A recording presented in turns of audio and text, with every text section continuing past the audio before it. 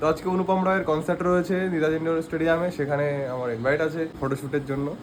এটা আমার dress up, bike নিয়ে যাওয়ার জন্য, অনেকটা দূরেই যেহেতু। গাইস চলে এসেছি ফাইনালি। এই যে কি গরম দেখ না, কোনো পাত্তা দিচ্ছে না। এই যে ব্লগ বানাচ্ছে, আরে দেখ। বলুন আপনার কি বক্তব্য, বলুন বক্তব্যটা বলে যান। বক্তব্যটা বলছি, ফাংশনটা হেভি হবে।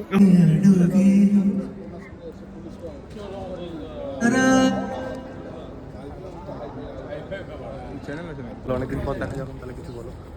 সেই লাস্ট দেখা হয়েছিল মেদিনীপুর, শুনতে পাবে না বলছি সেই লাস্ট দেখা হয়েছিল মেদিনীপুর। হ্যাঁ, তারপরে এই দেখা হলো। এতদিন কোথায় গায়েব ছিলে? রাইড ফাইট করে আসছো নাকি? আন্ডারগ্রাউন্ড হয়ে গেছিল। না না, রাইড ফাইট করে আসছো নাকি? না, গেছিলাম কোথায় না একটা ঘুরতে, দীঘা গেছিলাম। সো ফাইনালি এখন সাউন্ড চেক হচ্ছে, একটু ভিউটা দেখো তোমরা সবাই। মন মন্দির স্ট্যাটাস, টাকা ঢুকছে, মন মন্দির এখন সেলিব্রিটি হয়ে গেছে, ঠিক আছে? মন মন্দির এখন সেলিব্রিটি হয়ে গেছে, রাহুল দ্বারা এখনো টাকা ঢোকেনি বলে দুঃখ মনে, বিরাট দুঃখ, বড় ব্যথা। সেটা বড় কথা নয়, আমারও এখনো ঢোকেনি। আমার মনে না ভাইয়ের ঢুকেছে, ভাই হেভি হেভি ভিডিও বানাচ্ছে। হয়নি, অন কর বলছি একদম ভাই হেভি হেভি ভিডিও বানাচ্ছে। ভিডিও ভালো হলেও আমার মনিটেশন ঢুকছে না কোনো। ঢুকবে ঢুকবে, খুব তাড়াতাড়ি ঢুকবে। আর ঢুকছে, আমার আর মনিটেশন ঢুকবে না, আমার বোঝা হয়ে গেছে। কাটে পারবো। কিছু খাওয়া দাওয়া হচ্ছে, মন মন্দির স্পন্সর। হ্যাঁ, ফল খাচ্ছি, আমাদের এনার্জি জন্য ফল খাচ্ছি।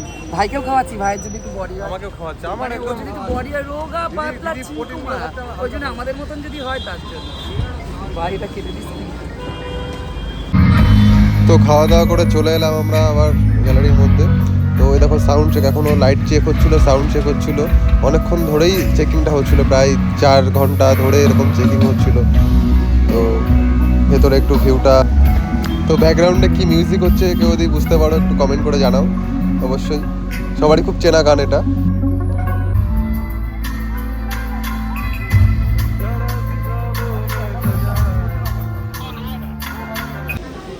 তো এন্ট্রি শুরু হয়ে গেছে, যেভাবে চেকিং করে করে বাউন্সার দাদারা ঢোকাচ্ছিল। তো এদের যেহেতু পারমিশন দিয়েছে চেকিং করে ঢোকাতে হবে, ভেতরে কোনো কিছু অ্যালাউ নেই, জলের বোতল পর্যন্ত অ্যালাউ নেই, ওরা সেইভাবে চেকিং করে ঢোকাচ্ছিল।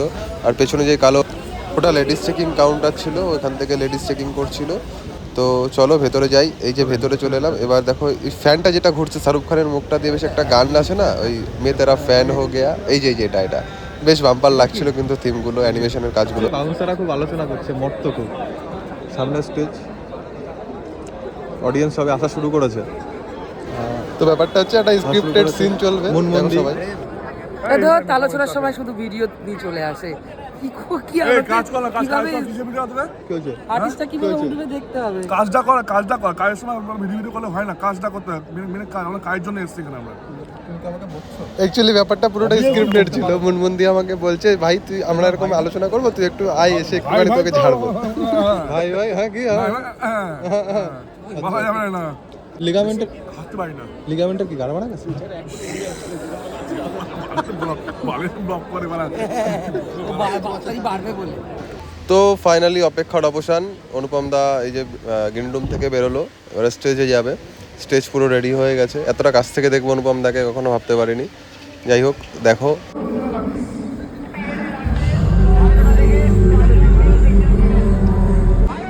আমি জাস্ট ভাবতে পারছি না অনুপমদের এতটা কাছে দাঁড়াতে পারবো আমি।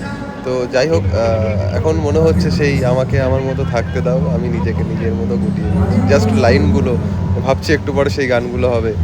তো দেখো, তোমাদের একটু দেখাই সবাইকে। তো অনুপম দা এখন স্টেজে উঠবে, সবাই শুনতে থাকো গানগুলো।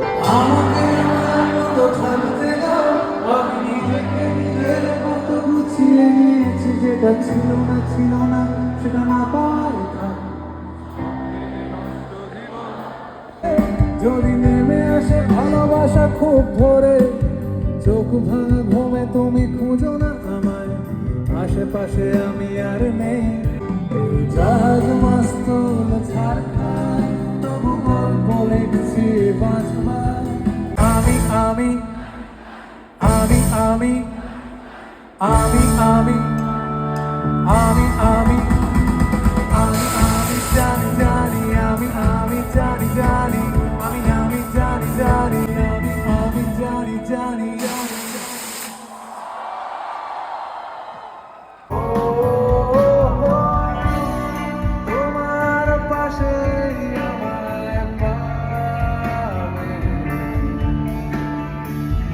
বাড়িয়ে দাও তোমার হাত।